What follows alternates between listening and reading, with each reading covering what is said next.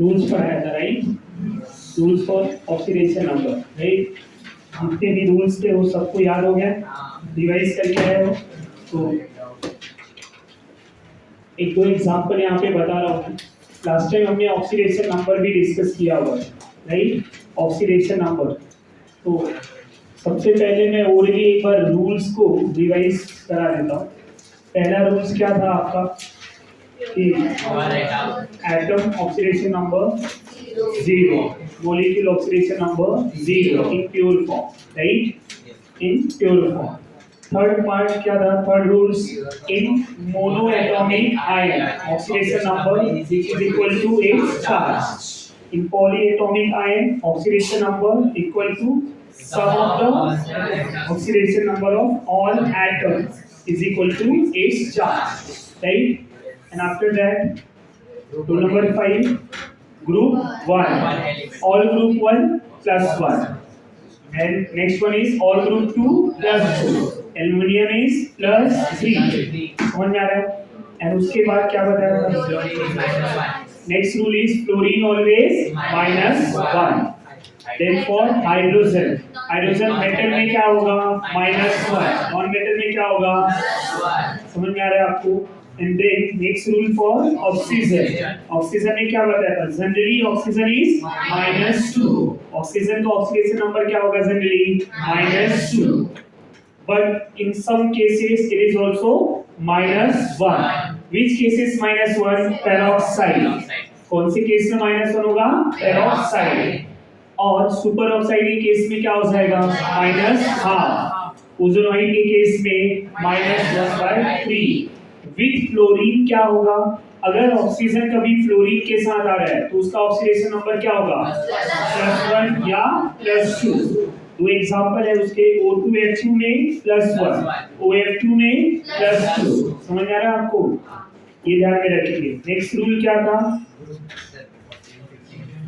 For group element, for group element oxidation number क्या होगा? Minimum and maximum. Minimum oxidation number के लिए क्या बताया था? Valence electron -8, valence electron -8. समझ में आ रहा है? और मैक्सिमम के लिए बताया था क्या?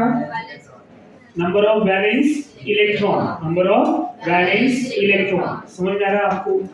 और फिर उसके बाद बताया था for compound like CH HYOZ. एक ऐसा भी टाइप का कंपाउंड है, एक और है, ध्यान देंगे अगर यहाँ तक हुआ है कि for compound like CH HYOZ oxidation number of carbon, oxidation number of carbon. Carbon का ऑक्सीडेशन नंबर अगर हमें जानना है तो क्या करेंगे? 2 into oxidation number, sorry 2 into number of oxygen, 2 into number of oxygen minus number of hydrogen divide by number of carbon, divide by number of carbon. इस तरह से हम कैलकुलेट करें. समझ में आ रहा है? एक एग्जांपल की बात करें यहाँ पे, CH3OH, CH3OH oxidation number of carbon क्या होगा? ये जो रूल है CH HYO ये ऑक्सीडेशन नंबर ऑफ कार्बन के लिए, किसके लिए है? कार्बन. यहाँ कार्बन कितना है? 1. हाइड्रोजन कितना है? 4. ऑक्सीजन कितना है? 1. अप्लाई करिए जरा ऑक्सीडेशन नंबर ऑफ कार्बन के लिए. 2 into 1 -4 डिवाइड बाय 1 क्या आ रहा है? नहीं समझा? 2 -4. कार्बन का ऑक्सीडेशन नंबर कितना आया? -2. अब स्ट्रक्चर से भी निकालेंगे तो भी वैसा ही आएगा. समझ में आ रहा है आपको? इस तरह से होता है. अब यहाँ क्या होगा? हाइड्रोजन कार्बन के साथ क्या होगा? +1, तो ये क्या हो जाएगा? +1 +1. पर ऑक्सीजन और कार्बन में कौन निगेटिव है? ऑक्सीजन. तो ऑक्सीजन इधर -1, तो ये क्या हो जाएगा? समझ में आ रहा है? अब एक माइनस और एक प्लस कैंसिल हो गया, बचा क्या? इसका क्या हो गया? समझ में आ रहा है? अब इन दोनों में कौन होगा, ये माइनस और ये प्लस, ये इस तरह से इनका स्ट्रक्चर से निकाला जाता है। समझ में आ रहा है? स्ट्रक्चर ड्रॉ करेंगे और ऑक्सीडेशन नंबर निकालेंगे, हर बॉन्ड को चेक करेंगे। तो हाइड्रोजन एंड कार्बन में हाइड्रोजन +1 लिया, क्यों लिया? क्योंकि नॉन मेटल के साथ हाइड्रोजन +1, और अब यहाँ कार्बन क्या हो जाएगा, -1 +1 -1 +1 -1, 3 बॉन्ड हो गया -3, एक बॉन्ड में ये क्या है प्लस, तो ओवरऑल क्या होगा, ये माइनस और प्लस कैंसिल, बचा क्या, -2। इधर से भी आपको क्या आया था, -2। इस शॉर्टकट समझ में आ रहा है? यहाँ तक कोई डाउट है? आपको कुछ एग्जांपल भी बताए थे, 10-15 एग्जांपल बताए थे, राइट? अब आपके बुक में जो है बहुत सारे स्टेट लेवल के, पहला जो आपको नोट्स दिया गया है, स्टेट लेवल क्वेश्चन नंबर 1 जो है, find out the oxidation number और अंडरलाइन एटम। तो अंडरलाइन एटम के ऑक्सीडेशन नंबर फाइंड आउट करना है, 1 से 134 तक है, समझ में आ रहा है? बहुत सारे एग्जांपल दिए हैं, 134 तक है, वो सारे सॉल्व करने हैं, सॉल्व करके आएंगे कल, समझ में आ रहा है? कल तक सब सॉल्व करके आए हैं, उसमें जो भी डाउट रहेगा हम डिस्कस करेंगे। तो अभी कल का ये होमवर्क है, हाँ वो आधे घंटे का काम है।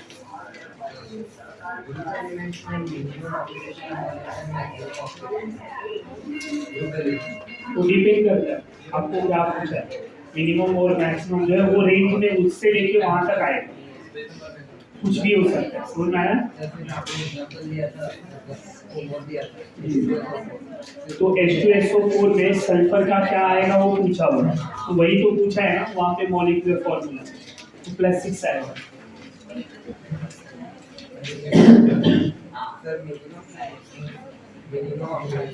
हाँ, जब आप कैलकुलेशन करेंगे मिनिमम और मैक्सिमम कब ले, मिनिमम वाला कब आएगा, जब वो इलेक्ट्रोनेगेटिविटी की बात करें, समझ में आया? ग्रुप एलिमेंट का ऑक्सीडेशन नंबर जो हम ग्रुप 15, 16, 17 या ग्रुप 14 से लेके 17 तक बात कर रहे हैं, तो मिनिमम से लेके मैक्सिमम की रेंज में उनका ऑक्सीडेशन नंबर कुछ भी आ सकता है। अब वो पर्टिकुलर कंपाउंड में क्या आएगा उसको हम फॉर्मूले से कैलकुलेट करते हैं, समझ में आ रहा है? ये समझा? अब जैसे कि सल्फ्यूरिक एसिड में सल्फर +6 है, तो H2S में सल्फर -2 भी है, समझ में आ रहा है? H2S सल्फर क्या हो जाएगा, तो ये ध्यान में रखें, ऐसा नहीं कि हर जगह पे उतना ही। चल नेक्स्ट पॉइंट पे आ जाता हूँ मैं, कुछ और एग्जांपल बट डिस्कस कर लेंगे। जो भी आपका प्रैक्टिस बुक है उसी में सॉल्व पूरा, समझ में आ रहा है? कल तक पूरा 134 हो जाना चाहिए, हो जाएगा? मैंने लास्ट टाइम बहुत सारे एग्जांपल बताए थे, उसमें से बहुत सारे कॉमन रहेंगे, बहुत सारे कॉमन रहेंगे, राइट? तो आप वो पूरा प्रैक्टिस करेंगे, जो भी डाउट रहेगा वो हम यहाँ पे डिस्कस। तो सारे रूल्स बता दिए, अब यहाँ पे मैं आपको बता रहा हूँ एवरेज ऑक्सीडेशन नंबर। क्या बता रहा हूँ? Average oxidation number. Average oxidation number निकालना है। इसका पहला कंपाउंड जो हम ले रहे हैं वो है C3O2। क्या है? C3O2, उसको बोलते हैं कार्बन सब ऑक्साइड, कार्बन सब ऑक्साइड, सब ऑक्साइड के नाम पे जाना जाता है, सब ऑक्साइड बोला जाता है C3O2। अब इसकी एवरेज ऑक्सीडेशन की बात करोगे कि what is the average oxidation of carbon, average oxidation number of carbon क्या होगा? 3 कार्बन है, राइट? तो 3 × X प्लस क्या हो जाएगा, 2 ऑक्सीजन है, 2 × -2 इक्वल टू 0। ये सबको समझा? अब 3X इज इक्वल टू क्या लिखूं मैं, +4, ये -4 उधर जाएगा राइट साइड में, +4। अब क्या लिखूं मैं, 3X इज इक्वल टू +4, तो X इज इक्वल टू क्या हो जाएगा, +4/3। एवरेज ऑक्सीडेशन नंबर क्या आया, +4/3। समझा आपको? अब 3 कार्बन है, 3 कार्बन के ऑक्सीडेशन नंबर जो है एवरेज की बात करेंगे तो 4/3 आता है। बट स्टूडेंट यहाँ पे जो चार्ज होता है, ऐसा चार्ज जो है डिवाइड में नहीं होता कि +1/2, कोई भी आधा इलेक्ट्रॉन शेयर करेगा क्या, नहीं। तो एक्चुअल ऑक्सीडेशन नंबर क्या है इसका, वो बात कर लेते हैं। एक्चुअल जानने के लिए हमें स्ट्रक्चर जानना होगा। क्या जानना होगा? स्ट्रक्चर। तो ये स्ट्रक्चर्स को ध्यान में रखें, समझ में आ रहा है? ये सब ऑक्साइड का स्ट्रक्चर है। अब यहाँ पे ये कार्बन और ऑक्सीजन में, ऑक्सीजन का क्या है डबल बॉन्ड, तो ये क्या हो जाएगा, तो ये कार्बन क्या हो जाएगा, अब इन दोनों में क्या है कार्बन कार्बन, क्या बताया था सेम एटम का, और इधर क्या हो जाएगा 0 0, बट इसका अगर -2 है तो ये क्या हो जाएगा, तो ये कार्बन क्या मिला, ये कार्बन क्या मिला, ये कार्बन क्या मिला, अब 3 कार्बन मिलके +4 हो रहे थे राइट। अब यहाँ पे भी देखो +2 0 +2, 3 कार्बन मिलके +4 हो रहे हैं, वो वही रहा है यहाँ पे, पर एवरेज निकालिए, समझ में आ रहा है, 3 कार्बन मिलके +4 है, जिसमें से रेशियो क्या है उनका +2 0 +2 का है, समझ में आ रहा है। तो अगर आप बोलेंगे कि ये 3 का इक्वल +4 है तो एक का क्या होगा, तो वो एवरेज हो गया, तो कौन सा ऑक्सीडेशन नंबर हो गया average, but individual oxidation number क्या है इनका +2 0 +2, समझ में आ रहा है। अगर आपको ये पूछा जाएगा कि एवरेज ऑक्सीडेशन नंबर क्या है तो आप 4/3 लिख के आएंगे, बट अगर पूछा कि individual oxidation number of carbon क्या लिख के आएंगे +2 0 +2 दिया है, समझ पा रहे हैं आप लोग, नहीं समझा। दूसरा कंपाउंड है Br3O8, क्या है Br3O8। अब ये Br3O8 एवरेज निकालेंगे पहले, कैसे निकालेंगे एवरेज ऑक्सीडेशन नंबर, कैसे निकालेंगे बोलो जरा, 3 × x + 8 × -2 इक्वल टू क्या हो जाएगा बोलो जरा, -16, उधर गया तो 3x x = 16/3, ये सबको समझा। अब x मेरा 16/3, x क्या है यहाँ पे हमारा ब्रोमीन, x क्या है ब्रोमीन, तो ब्रोमीन का ऑक्सीडेशन नंबर क्या आया 16/3, मतलब 3 ब्रोमीन मिलके क्या कर रहे हैं +16 का ऑक्सीडेशन नंबर, कितना कर रहे हैं +16, तो इनके स्ट्रक्चर कैसे होंगे स्टूडेंट, अब ब्रोमीन ब्रोमीन और ब्रोमीन, ब्रोमीन का मैक्सिमम ऑक्सीडेशन, हैलोजन का मैक्सिमम कहां तक जाता है +7, समझ में आ रहा है। तो ये मैक्सिमम +7 है तो मतलब क्या कर सकते हैं 7 बॉन्ड बना सकते हैं, आया ना, इस तरह से इधर क्या हो जाएगा,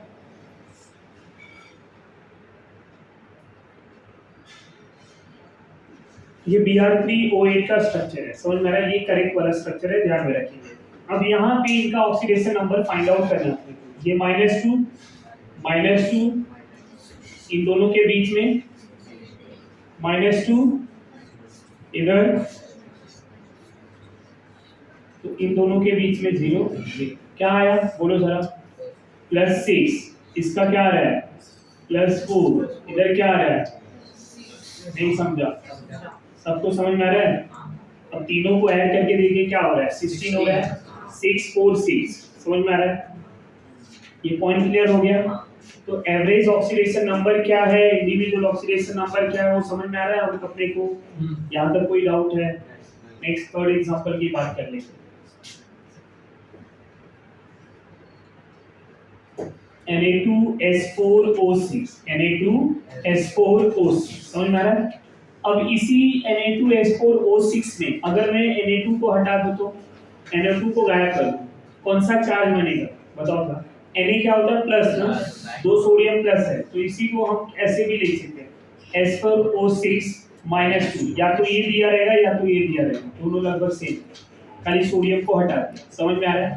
जब सोडियम को हटाए तो कौन सा चार्ज आया, प्लस गया तो माइनस बचेगा। अब इनकी स्ट्रक्चर कैसे होंगे, 4 सल्फर है राइट,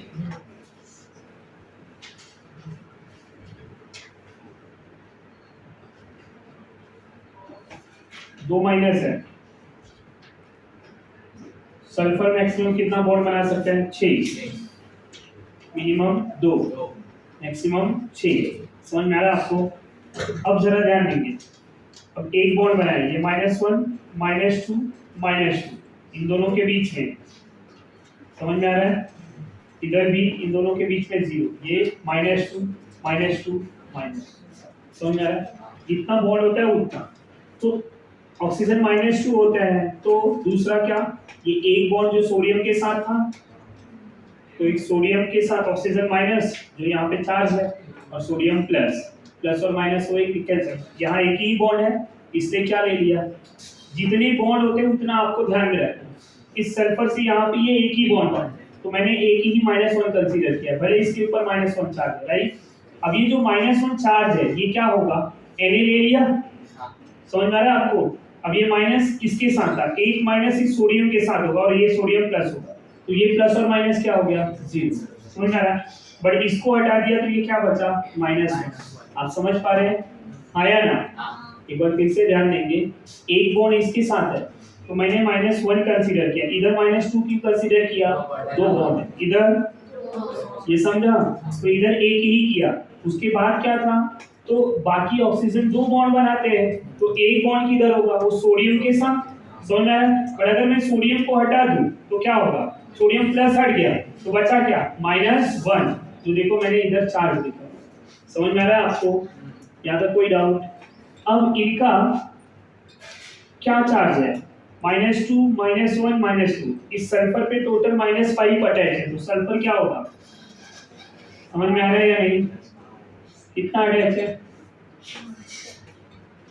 ये करेक्ट जा रहा है। तो सल्फर का ऑक्सीडेशन नंबर क्या होगा, +5 0 0 +5 0 0 प्लस, यहाँ तक कोई डाउट, ये समझ में आ रहा है अपने को या नहीं आ रहा है, यहाँ तक कोई डाउट, कोई कंफ्यूजन, वही तो बताया, देख कितना नेगेटिव सल्फर पे अटैच है, 2 2, the fourth one is CaOCl2, इसको बोलते हैं ब्लीचिंग पाउडर, क्या बोलते हैं, bleaching, CaOCl2। What is the oxidation number of chlorine, chlorine का ऑक्सीडेशन नंबर, अगर मैं एवरेज ऑक्सीडेशन नंबर निकालूं क्लोरीन का क्या मिलेगा मुझे बताओ, इसको मैं ऐसे लिखूं, calcium plus oxygen plus 2 chlorine equal to 0, कोई चार्ज है पूरे मॉलिक्यूल पे, नहीं। कैल्शियम का ऑक्सीडेशन नंबर क्या होता है, ऑक्सीजन का क्या होता है, और प्लस 2 क्लोरीन, क्लोरीन को मैंने x मान लिया, इक्वल टू 0, दोनों मिलके क्या हो गए 0, तो 2x is equal to x is equal to x मतलब क्या है, क्लोरीन, क्लोरीन का ऑक्सीडेशन नंबर 0, समझ में आ रहा है। तो एवरेज ऑक्सीडेशन नंबर क्या मिला, 0 मिला, एवरेज क्या मिला 0। अब ध्यान देंगे इनके स्ट्रक्चर कैसे होते हैं, कैल्शियम क्लोरीन ऑक्सीजन क्लोरीन, इस तरह से ऑक्सीजन 2 बॉन्ड बनाते हैं ना और क्लोरीन कितना, 1 होगा क्या। अब ये क्लोरीन एंड कैल्शियम में कौन सा ज्यादा नेगेटिव है, क्लोरीन, तो -1, ये कैल्शियम क्या हो जाएगा, कैल्शियम और ऑक्सीजन में, ऑक्सीजन बोल नेगेटिव, ये -1 ये प्लस, एक बॉन्ड ये इनके बीच में, ऑक्सीजन एंड क्लोरीन में कौन सा ज्यादा नेगेटिव है, ऑक्सीजन, तो ये क्या हो जाएगा -1, तो क्लोरीन क्या हो गया, समझ में आ रहा है। अब जरा ध्यान देंगे, ये क्लोरीन क्या है +1, ये क्लोरीन क्या है -1, दोनों मिला दो तो क्या हो गया 0, और एवरेज क्या आया था 0, नहीं समझा, आप पॉइंट क्लियर समझ पा रहे हैं या नहीं। So what is the individual oxidation number of chlorine, individual -1 and नहीं समझा, तो ऑक्सीडेशन नंबर ऑफ क्लोरीन आ रहा है यहाँ पे -1 एंड, ये सबको समझ में आ रहा है किस तरह से निकाला जाता है, तो ये आप ध्यान में रखेंगे, यहाँ हम कंफ्यूज हो जाते हैं।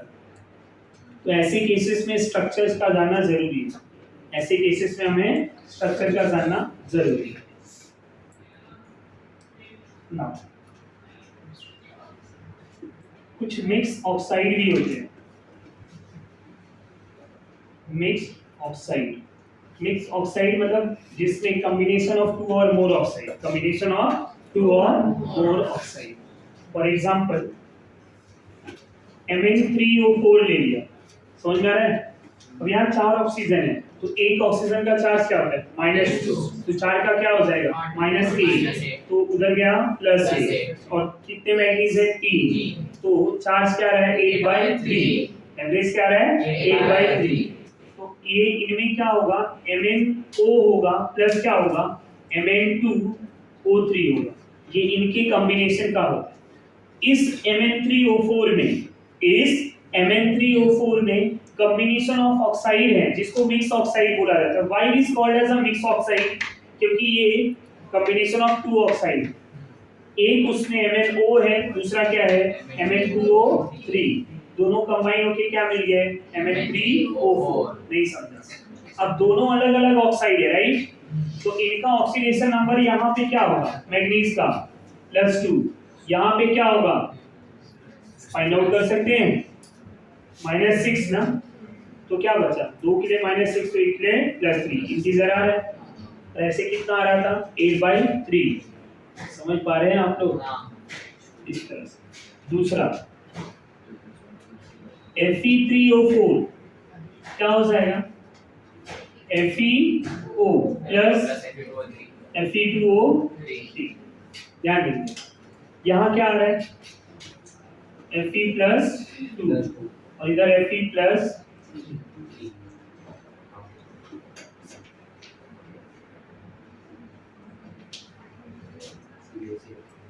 नेक्स्ट एग्जांपल ले रहे हैं, Pb3O4। अब इसमें सॉल्व करो। अब इसमें अगर ये लॉजिक लगाएंगे तो रॉन्ग होगा। यहाँ ऐसा होता है 2PbO प्लस PbO2। समझ में आ रहा है? हर ऑक्साइड सेम रेशियो फॉलो करेगा जरूरी नहीं है। समझ में आ रहा है? अगर सेम रहता तो मैं क्या बोल देता, ऐसा है तो आप क्या लिखेंगे, +2 and +3। इधर क्या होगा, +4, और इधर क्या होगा, +4। समझ में आ रहा है? मन काफी चंचल है तुम्हारा, तुक्का मारने में एक्सपर्ट लग रहे हो, भटके हुए आसिफ दिख रहे। CO3O4 ऐसा ले लो, तो COO कोबाल्ट है ये। समझ में आ रहा है? CO2 2 मोल ऐसा। इधर भी क्या हो जाएगा, +2। समझ में आया? जहाँ तक कोई डाउट है? ये क्या था, मिक्स ऑक्साइड।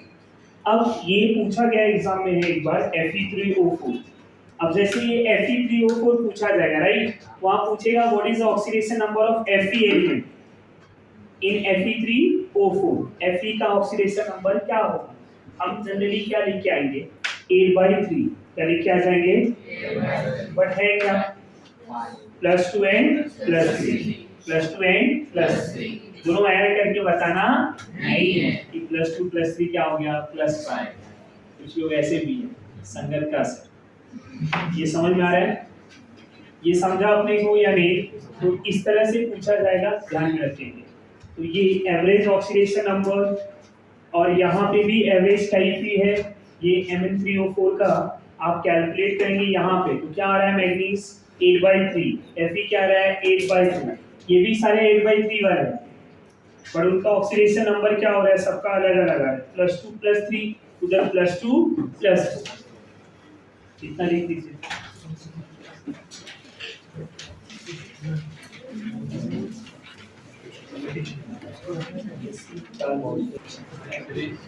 अनदर एग्जांपल की बात करेंगे, N3- N3- को अजाइड बोला जाता है। क्या बोला जाता है, अब इस N3- पे कौन सा चार्ज दिख रहा है, -1। तो कितने नाइट्रोजन है, 3। तो 3 नाइट्रोजन इक्वल टू -1, राइट? तो नाइट्रोजन का चार्ज क्या हो जाएगा, -1/3। समझ में आ रहा है? ये जो चार्ज है ये क्या है, एवरेज ऑक्सीडेशन नंबर। क्या है, average oxidation number. Individual nitrogen पे क्या चार्ज आएगा उसकी बात कीजिए। अब नाइट्रोजन 1/3 इलेक्ट्रॉन तो देगा नहीं। समझ में आ रहा है आपको? तो ये कहीं ना कहीं क्या है, एवरेज ऑक्सीडेशन नंबर है। अब इसकी हम इंडिविजुअल की बात करें तो स्ट्रक्चर कुछ इस तरह से है। समझ में आ रहा है? नाइट्रोजन 2 बॉन्ड बनाया है तो क्या आएगा, -1। इधर 4 बॉन्ड बने हैं, क्या आएगा, +1।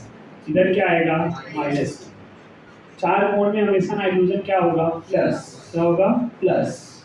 अब नाइट्रोजन के ऑक्सीडेशन नंबर की बात करें तो -1 +1 -1 ओवरऑल क्या होगा, ये कैंसिल हो गया, 3 नाइट्रोजन है, -1 +1 कैंसिल, 0 बचा क्या, -1। और इंडिविजुअली क्या आ रहा है, -1 +1 -1। ये सबको समझ में आ रहा है। नेक्स्ट एग्जांपल है Na2H2O2, समझ में आ रहा है, Na2H2O2। अब Na2 को अगर मैं हटा दूं तो क्या मिलेगा, H2O2, समझा। अब इनके स्ट्रक्चर कैसे होंगे, ये S डबल बॉन्ड S है, समझ में आ रहा है, और 2 ऑक्सीजन है O-, यहाँ पे जनरली ध्यान है, जनरली क्या होता है, अभी यहाँ पे भी देखो कि ये चार्ज के अकॉर्डिंग -1 और +1 और -1 है, यहाँ ये किसी के साथ बॉन्ड बनाएगा, यहाँ ये किसी के साथ बॉन्ड बनाएगा, वैसा। तो इस प्रकार से यहाँ पे जो है ये सल्फर और ये सल्फर एग्जैक्ट सेम नहीं है, सल्फर के पास 6 इलेक्ट्रॉन होते हैं, 2 बॉन्ड बनाया तो 2 लोन पेयर होगा, 4 बॉन्ड बनाया तो इधर 1 लोन पेयर होगा, समझ में आया।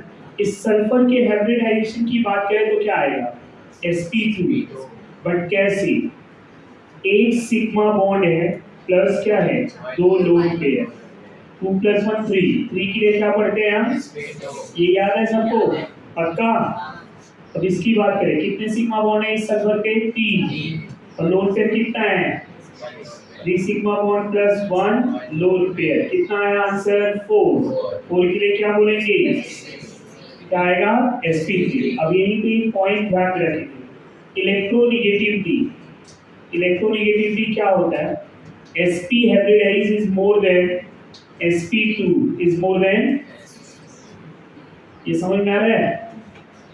तो इन दोनों में कौन ज्यादा नेगेटिव है, sp2 वाला, तो ये ज्यादा नेगेटिव है, तो ये कौन सा ऑक्सीडेशन नंबर शो करेगा, माइनस, ये कम नेगेटिव है तो क्या शो करेगा, प्लस, नहीं समझा।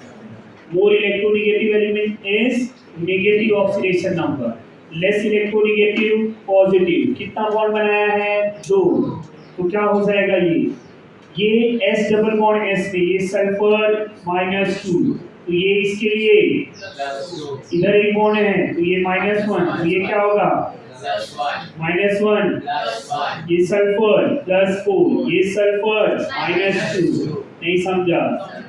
इंडिविजुअल ऑक्सीडेशन नंबर क्या है सल्फर का, बोलो जरा, -2 एंड +4, -2 एंड। अब यहाँ पे अगर मैं एवरेज ऑक्सीडेशन नंबर की बात करूं, average oxidation number of sulphur, बोलो जरा क्या आएगा, -4 + 2, दोनों मिलके क्या बचा, -2, राइट साइड गया तो कितने सल्फर है, 2 सल्फर के लिए +2, तो एक के लिए कितना आएगा, नहीं समझा, ये सबको समझ में आ रहा है। तो यहाँ पे अब जरा ध्यान देना, यहाँ पे एवरेज ऑक्सीडेशन नंबर +1 आ रहा है और इधर क्या आ रहा है आपको, -2 एंड +4, -2 एंड, आप समझ पा रहे हैं, -2 एंड +4। अब -2 को इसमें से माइनस कर दिया, कितना बचा, +2, 2 सल्फर मिलके +2, तो एक का क्या होगा, +1, तो यहाँ पे है, आप समझ पा रहे हैं। ओवरऑल वही चार्ज आएगा बट इंडिविजुअल देखेंगे तो कहीं ना कहीं डिफरेंस। एक और बात कर लूँ मैं, Na2H2O3, Na2H2O3, Na2H2O3 का ऑक्सीडेशन नंबर क्या होगा, Na2H2O3 का ऑक्सीडेशन नंबर क्या, कोई बताएगा। अब इसको क्या लिख सकते हैं, H2O3-2। अब यहाँ एवरेज ऑक्सीडेशन नंबर की बात करें, एवरेज ऑक्सीडेशन नंबर कितना आ रहा है सल्फर का, कोई बताएगा, कैलकुलेट कर पा रहे हो या नहीं, -6 + 2 सल्फर के लिए क्या आएगा, ये समझ में आ रहा है। अब इनके स्ट्रक्चर कैसे होंगे,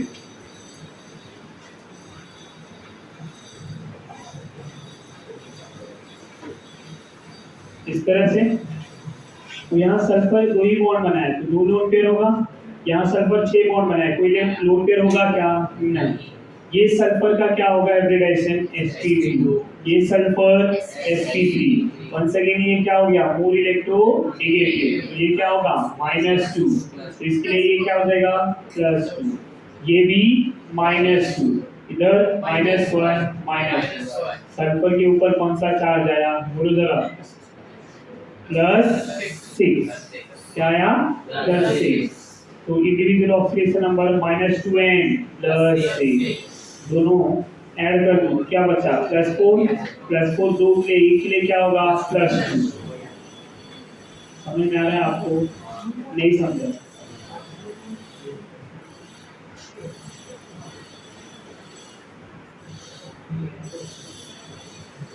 फॉर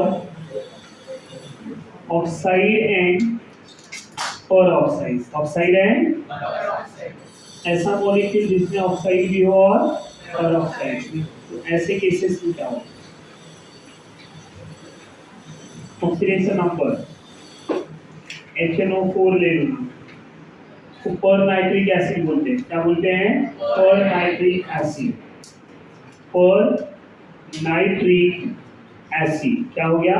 पर नाइट्रिक एसिड।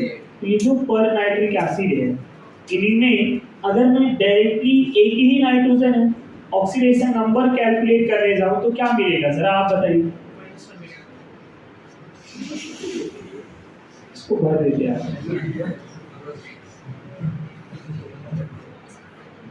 सुबह सुबह क्या हो जाता है? एक ऑक्सीजन पे कौन सा चार्ज हो गया? -2। 4 है, कितना हो जाएगा? इधर क्या होगा? तो बचा क्या? +7। और नाइट्रोजन कौन से ग्रुप का एलिमेंट है बताओ जरा? ग्रुप 15। कौन से का ग्रुप का एलिमेंट है? 15। और ग्रुप 15 में मिनिमम कितना होना चाहिए और मैक्सिमम कितना होना चाहिए? -32 +5। -32 +5 आया कितना? +7। क्या ये आंसर सही है? नहीं समझा? ये +7 है मतलब ये रॉन्ग है।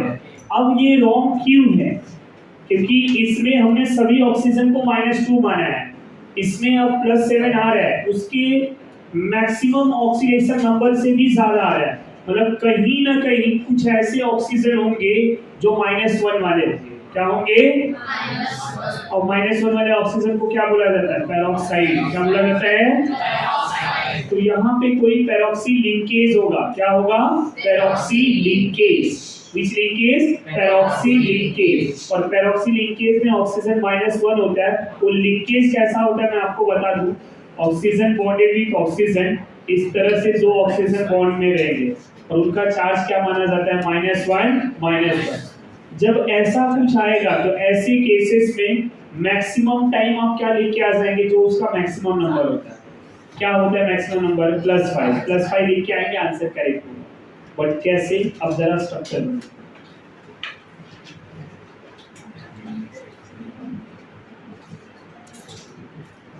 इस तरह से समझ में आ रहा है? ध्यान दीजिए, यहाँ पे थोड़ा सा ये भी ध्यान देना होगा। एक ही बॉन्ड है फिर भी मैं इसको -2 दूंगा क्योंकि ये थोड़ा बॉन्ड अलग टाइप का कोऑर्डिनेट, तो मैं यही बता देता हूँ। फिर ये -2 समझ में आ रहा है? इन दोनों में क्या हो जाएगा? 0, इसके साथ ये -1 समझ में आ रहा है?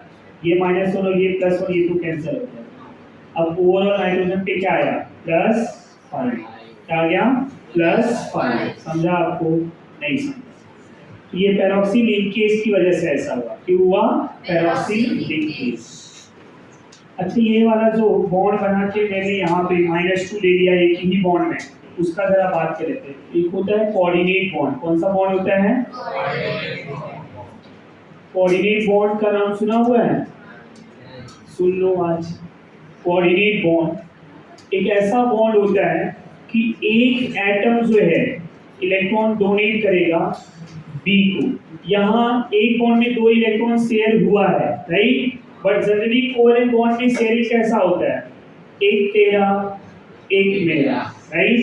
ये कौन सा बॉन्ड हुआ? Simple covalent bond. कौन सा बॉन्ड हुआ? Simple covalent bond. बट यहाँ पे जो शेयरिंग हो रहा है वो कैसा हो रहा है, दोनों एक ही का है, राइट, दोनों एक ही का है। ये ऐसा है कि डिनर पे दो दोस्त गए, बिल एक ही भरा, नहीं समझा, डिनर पे गए दोनों लोग, शेयरिंग दोनों की है। ये जो बॉन्ड बना है, बॉन्ड का इलेक्ट्रॉन दोनों के लिए माना जाएगा, बट बिल कौन बन रहा है, ए, इलेक्ट्रॉन पार्टिसिपेट किसका हो रहा है, ए का, समझ में आ रहा है। तो जो बिल भरा बिल वही माना जाएगा।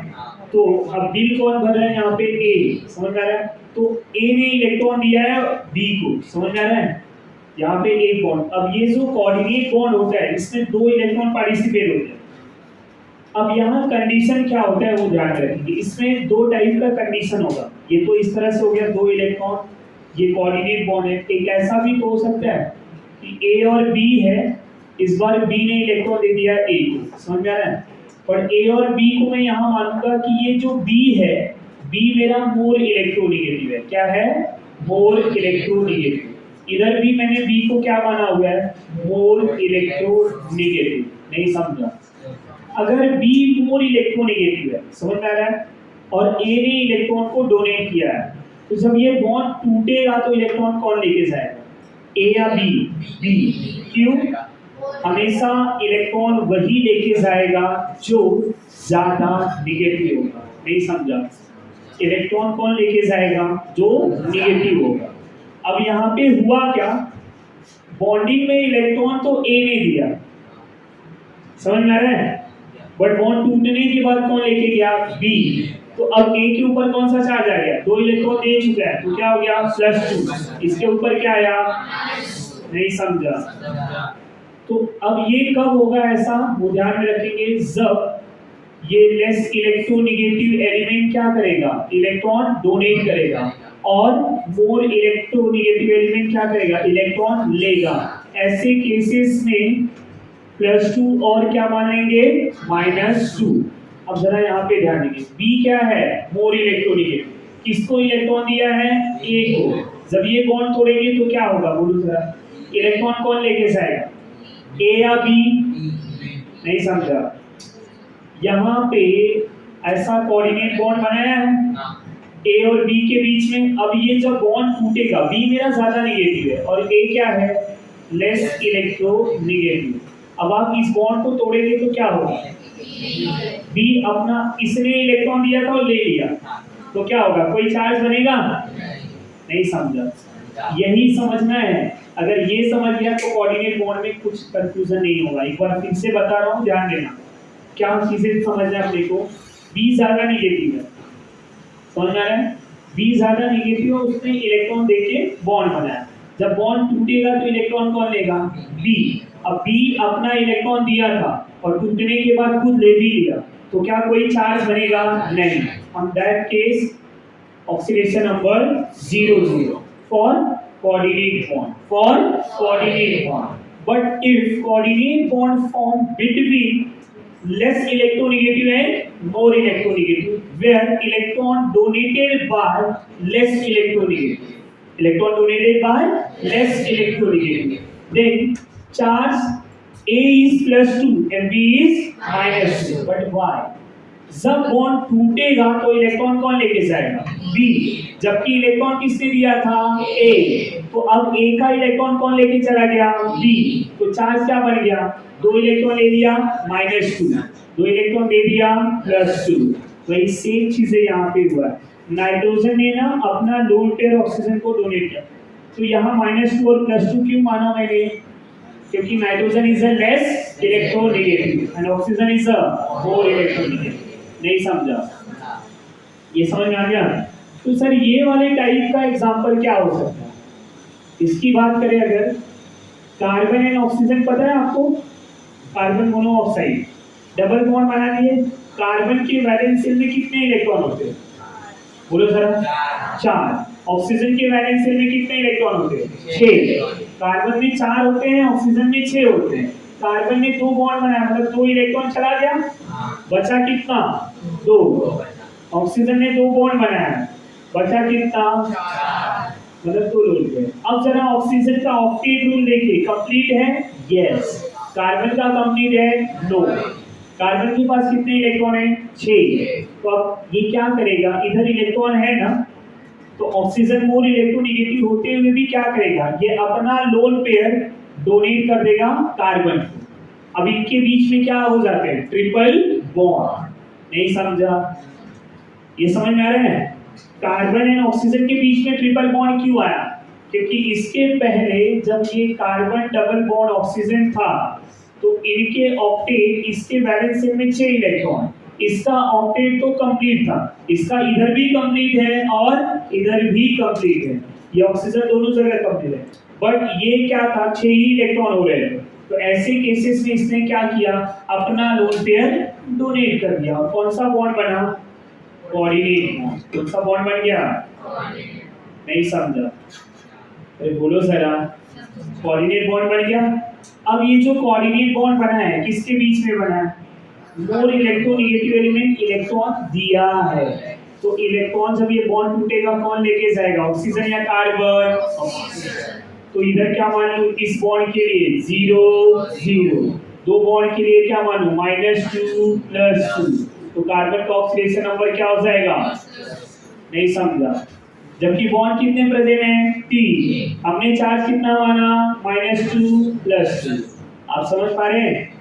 यस और नो? ये कोऑर्डिनेट बॉन्ड का फंडा समझा? पक्का?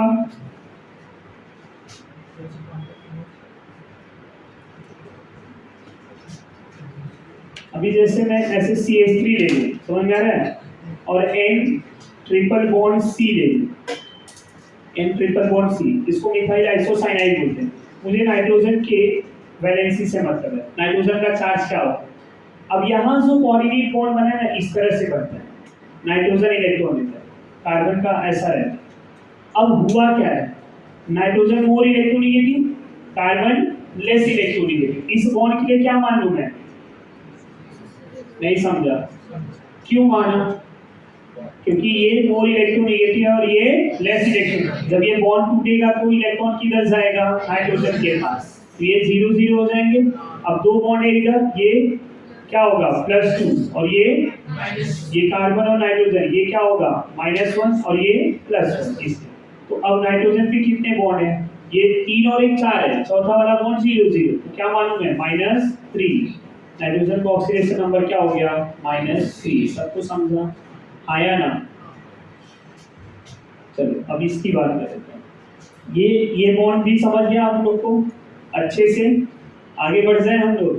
तो ये डेटिव बॉन्ड में एक बात याद रखना, अगर इलेक्ट्रॉन मैंने डोनेट किया है और बॉन्ड तोड़ने पे मैं खुद लेके चला जा रहा हूँ, तो चार्ज क्या आएगा? 0 0। बट अगर मैंने इलेक्ट्रॉन दिया है बट बॉन्ड टूटने के बाद इलेक्ट्रॉन मुझे नहीं मिला, तो मैं क्या हो गया, मैंने अपना 2 इलेक्ट्रॉन दे दिया, तो मेरे ऊपर कौन सा चार्ज आएगा? 2, और जो लेके गया उसके ऊपर क्या चार्ज आएगा? तो वही सेम फंडा यहाँ पे हो रहा है कोऑर्डिनेट बॉन्ड में। दो टाइप के कोऑर्डिनेट बॉन्ड होते हैं, एक मोर इलेक्ट्रोनेगेटिव सब इलेक्ट्रॉन देगा तो 0 0, लेस इलेक्ट्रोनेगेटिव देगा तो -2 +2। आई होप सबको ये पॉइंट समझा है, अच्छे से समझा। 2-3 एग्जांपल भी डिस्कस कर लिया हमने। अभी यहीं पे थोड़े और एग्जांपल ले ले रहा हूं मैं।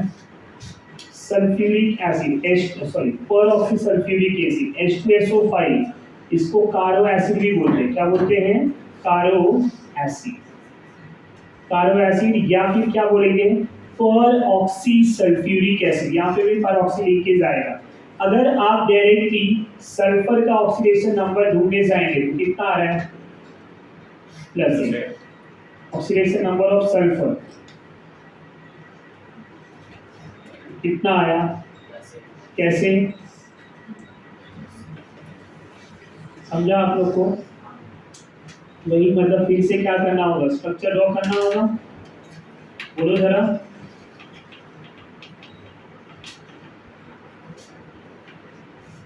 इस तरह से। अब ये कौन सा लिंकेज है? पेरोक्सी, -2 -1, इस सल्फर से 6 बॉन्ड अटैच है, 6 को काउंट कर लिया, ये क्या हो जाएगा? +6। आप बाकी को भी कर सकते हैं, तो क्या होगा, अब इसके लिए -1 लिया तो इसके लिए भी ये -1 और ये क्या? +1, ये दोनों 0 हो गए। इसके लिए ये -1, इसके लिए ये क्या हो गया? +1, ये 0, और ये तो जो डायरेक्टली अटैच था ना मैंने वही ले लिया, डायरेक्टली लिख दिया। अब तीसरा एग्जांपल जो ले रहा हूं मैं, H2H2OA, इसको बोलते हैं मार्शल एसिड। क्या बोलते हैं? मार्शल एसिड या परऑक्सी डाइसल्फ्यूरिक एसिड। ये क्या है? परऑक्सी सल्फ्यूरिक एसिड। ये क्या हो जाएगा? परऑक्सी डाइसल्फ्यूरिक एसिड या मार्शल एसिड। स्ट्रक्चर कैसा होगा?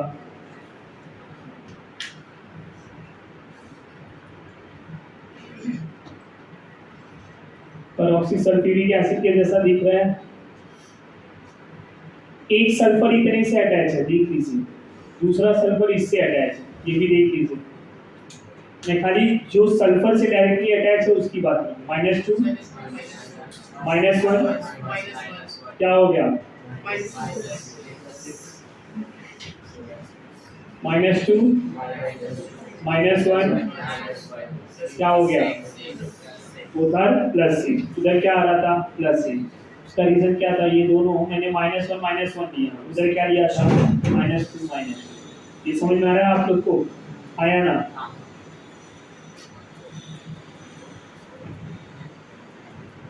CRO5 बटरफ्लाई स्ट्रक्चर होता है, बटरफ्लाई स्ट्रक्चर समझ में आ रहा है? CRO5 कैसा स्ट्रक्चर होता है? बटरफ्लाई। क्या हो जाएगा? अब ऐसे अगर कैलकुलेट करे जाए, क्रोमियम +10 आ रहा है, +10 की पूरे पीरियोडिक टेबल में +10 होता ही नहीं है। मैक्सिमम कितना होगा? +6। मैक्सिमम कितना होगा? +6। वो भी किसका? ऑस्मियम और रुबेनियम। किसका? ऑस्मियम और रुबेनियम। अब यहाँ क्या दे रहा है? क्रोमियम +10। मतलब कहीं ना कहीं क्या होगा? Answer wrong. तो क्या होगा? बटरफ्लाई बोला हुआ है,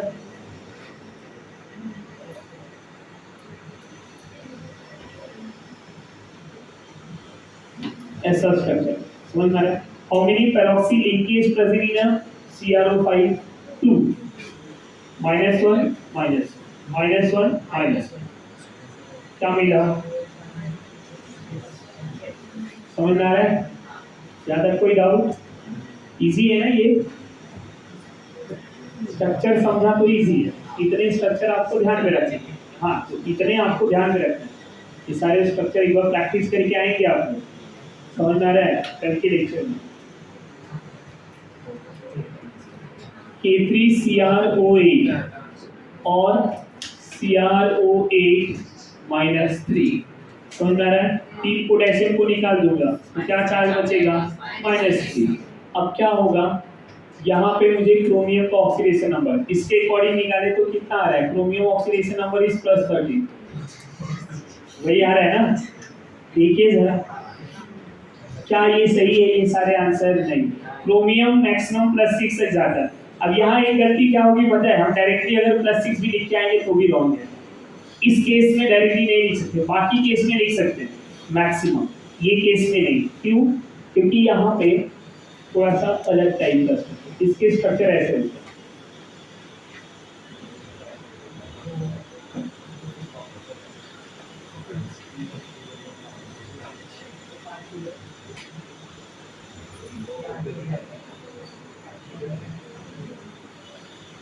समझ में आ रहा है? कितने पैरोक्सिलिकेज है? हाँ 3 ना 4 है। देखो जरा, इसका एक भी आंसर राइट हुआ है क्या? हर क्लास में ऐसे आंसर देते हैं। मैथ्स में तो 2 + 2 5 बोलते रहेगा।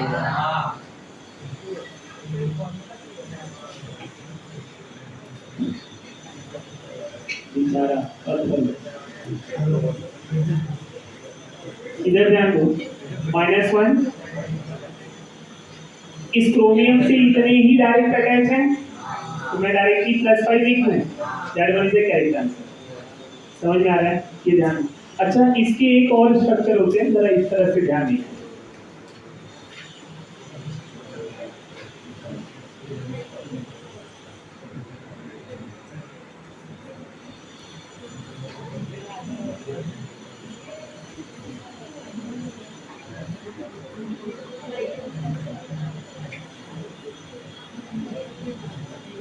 इस तरह से चार तरफ से लीकेज इधर भी है और ओवरऑल -3 जो मैंने वहाँ पे लिख दिया। समझ में आ रहा है? तो इस तरह से इनके यहाँ तक कोई डाउट है? एक और एग्जांपल ले रहा हूँ। H2PiO4 पहले ये सॉल्व कितना कर लो फिर इसका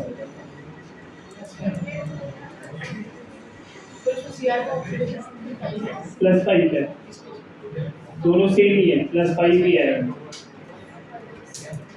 -8 हो रहे हैं, इधर ध्यान दो, -8 उधर गया +8 और 3 माइनस ऑलरेडी है तो +8 -3 क्या बचा? समझ में आ रहा है? इतना सॉल्व कर लो फिर आगे सॉल्व, इतना पूरा इसी से